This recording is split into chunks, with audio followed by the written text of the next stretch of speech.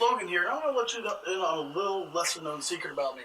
I didn't get my driver's license until I was well into my 20s. And one of the reasons is that I was scared, terrified, to drive on the road with all the other crazy commuters out there. Growing up in California, the traffic out here is horrendous. And that's what this game is. This game is a driving game where you compete against other passengers to position yourself in the front, and then play little kooky cards to try to one-up your fellow commuters. It's coming to Kickstarter on February 27th, and it's called Crazy Commute.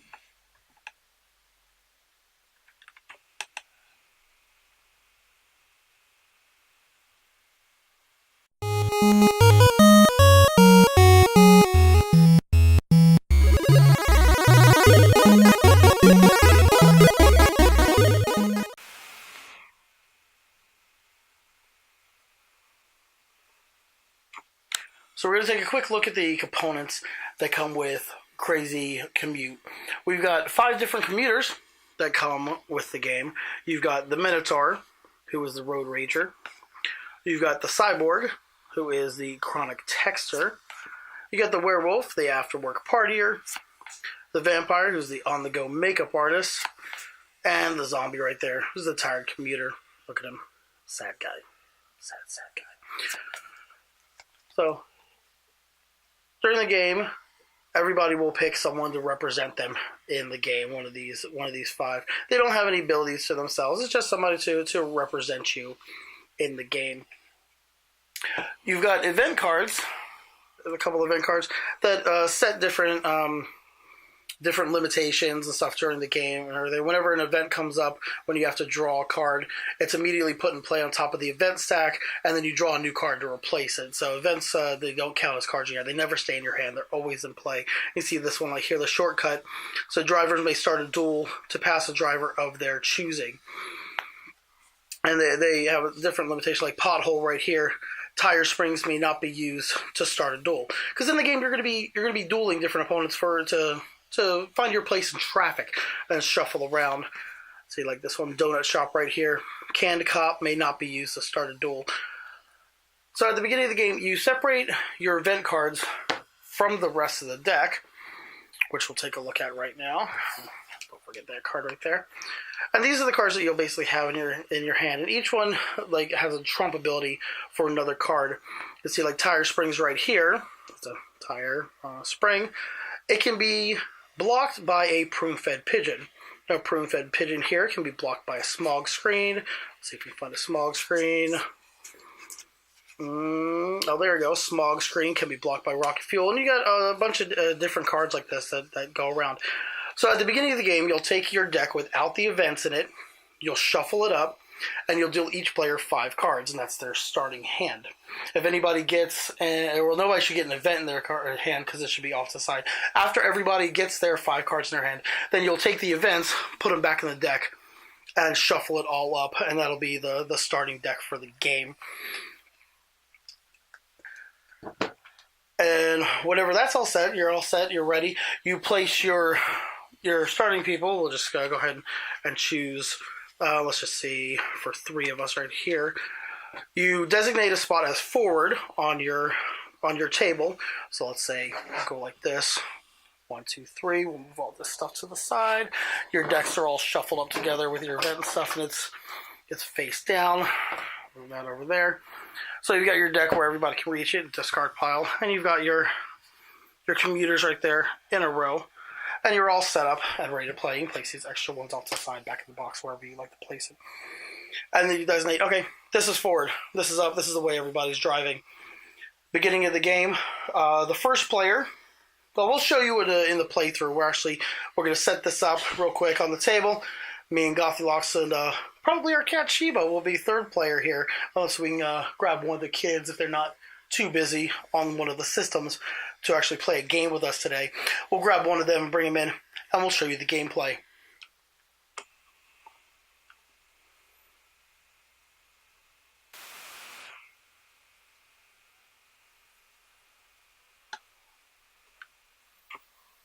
Alright, so we have everything set up for the game of Crazy Commute. I've chosen to be the Minotaur, GothyLox is going to be the Vampire, and Sheba is chosen to be the Cyborg here. We'll move the game box out of the way. We've got our events separated from the deck, which is how you want to do before you start. So you only have your deck full of your action cards for the battles. We'll go ahead and give those a quick shuffle. Okay, and then you deal out 5 cards to each player. So Gothy will get 5, 4, 5. I'll get 5, 4, 5. And then Sheba will get 5. We'll put her over there. Right there. I've got 5 cards. You can go ahead and look at these cards. It's fine. So you want to line up your 3 commuters at the edge and designate an area as going forward. So we're going to say this is forward towards where Sheba's cards are. So after you pass out the cards to each player, you take your cards and you take your event cards, and we're going to shuffle the event cards back into the regular deck. That way nobody should start with an event in their hand. I'm going to do these quick side shuffles. Sure, nice and thorough. Quick riffle shuffle. Okay. And then we're going to set them aside where everybody can reach them. We'll go ahead and put them off to the side right here next to Gothy. And make sure we have room for a discard pile right next to it. Go ahead and take a quick look at the cards that are in my hand. So I got a couple of those right there. Yep. Okay. Now, at the beginning of the game, you got to designate somebody to go first.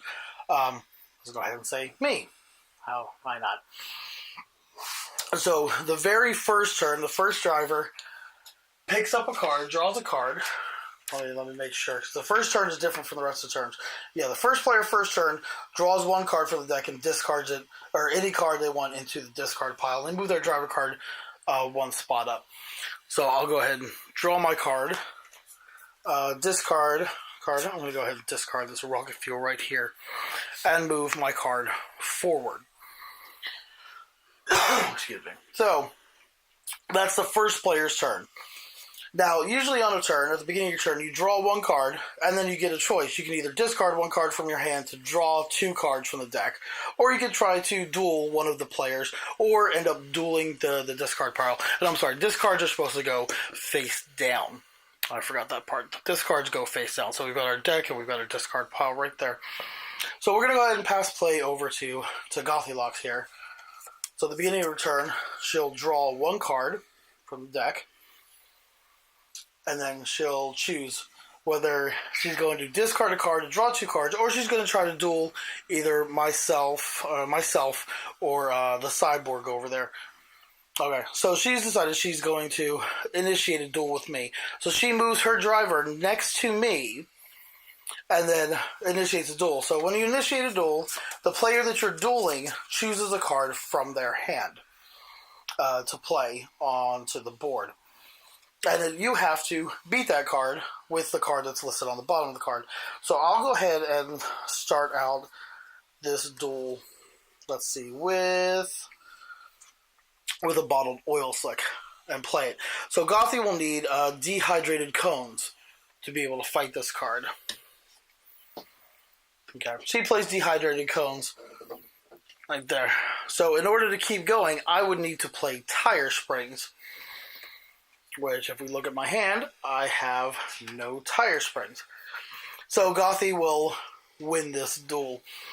She takes the card that I played and adds it to her victory pile. The card that she played goes face down on the discard deck, and she moves immediately in front of me.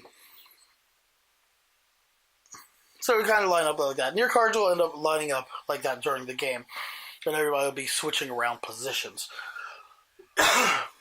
Now, since it's the end of her round, she had a successful duel. Usually you could, if you're, let's say she was back here and kept going, she could keep going till she gets to the front of the line.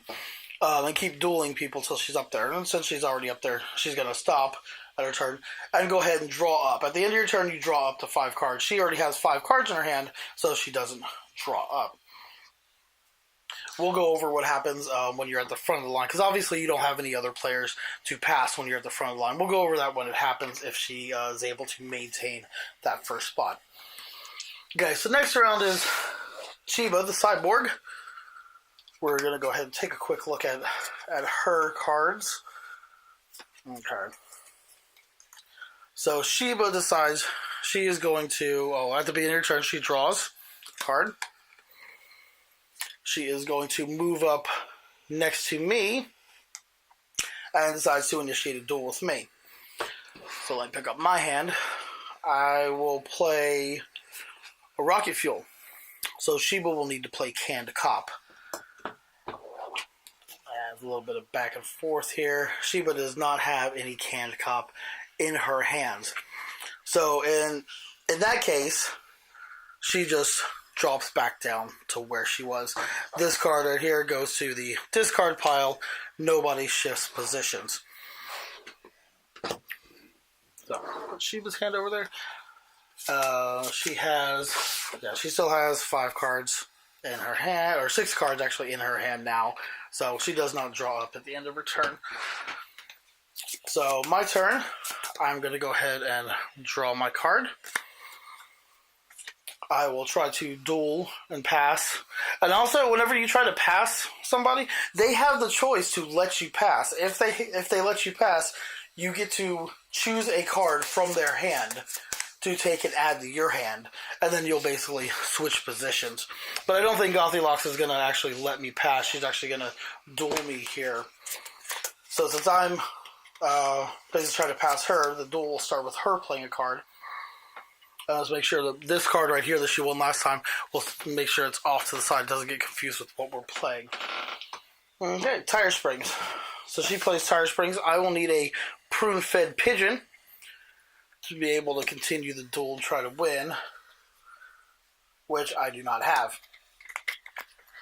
So I drop back in the spot there. Her card goes to the discard pile. And then I would draw up at the end of my turn. I've got 4 cards, so I draw up to 5. Oh, we got an event. Anytime you draw an event comes up, the event immediately goes into play, and the event will take place. So event canned cop may not be used to start a duel. Okay, so we'll go ahead and put that there. Make sure. And then, since that was the card that I drew an event. I keep drawing. You keep drawing until you do not draw an event. So I'll go ahead and draw. Oh, can use that beforehand. There we go. So I am at 5 cards, and now it is GothyLox's turn. So she'll draw her card for the turn, and then she can either discard a card to draw 2 cards, or she can, now that she's in front, she has nobody in front of her, she can duel the discard pile. Dual discard pile. Okay, dual discard pile. So when that happens, you turn over the top card of the discard pile, which we already know is a tire springs there. She needs a prune-fed pigeon to beat it, which she plays. And unlike whenever you're dueling other players, you don't keep going through the discard pile. That's basically just the one card, the one duel.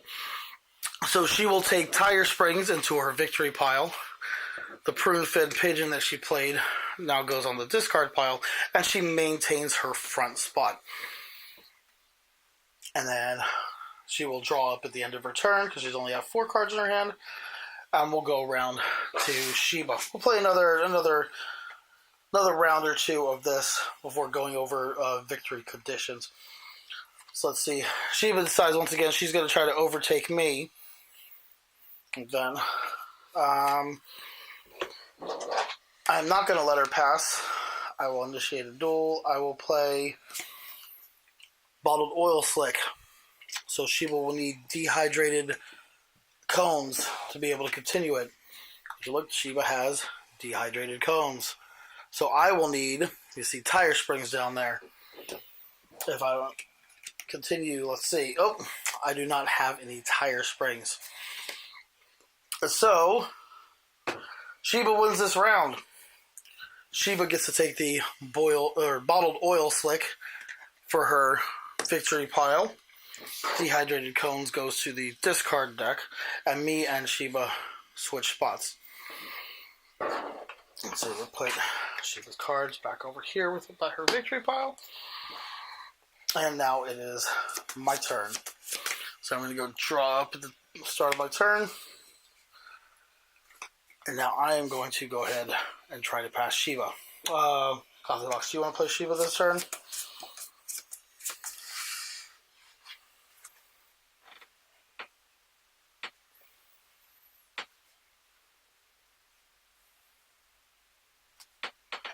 Okay. So Sheba's hand is going to play Tire Springs, which I need a Prude-Fed Pigeon to beat, which I will play. So Sheba is going to need a Smog Screen to keep it going. Plays a Smog Screen, which I will need Rocket Fuel to beat, which I have. So they will need Canned Cop. Nope, Sheba has no Canned Cop. Alright, so in this case, I take the last card that they played, which is the Smog Screen, to go into my victory pile. All the rest of these cards here that happened during the duel go into the discard pile, and myself and Sheba switch spots. Okay, so now let's go ahead. One more turn for GothyLox. Oh, I have to draw up at the end of my turn. I got 3 cards, so I'm going to draw up to 5 cards, and then we will go to GothyLox. I'll do the discard deck. Did you draw for your turn? Oh, she didn't draw. Yeah, she did now. Okay, so she's going to go ahead and duel that the discard deck right there. Just turn over the top card. And it is Tire Spring. She needs a Prune-Fed Pigeon, which she does not have. Now, in this case, if you lose against the discard deck when you're dueling it, you don't drop back just one spot. You drop back all the spots to the very end of the line. And that card will go right back on there. So, maintaining your front position when you're up there, even though that's the easiest way to do it is to battle the discard deck, if you lose, yeah, you're kind of set all the way behind. Basically, that's the gameplay for Crazy Commute. You keep playing until somebody has 7 cards in their victory pile at the end of their turn. 7 cards, you win the game. It's a really fun, easy game. We're going to get to the good, bad, and ugly review in just a second.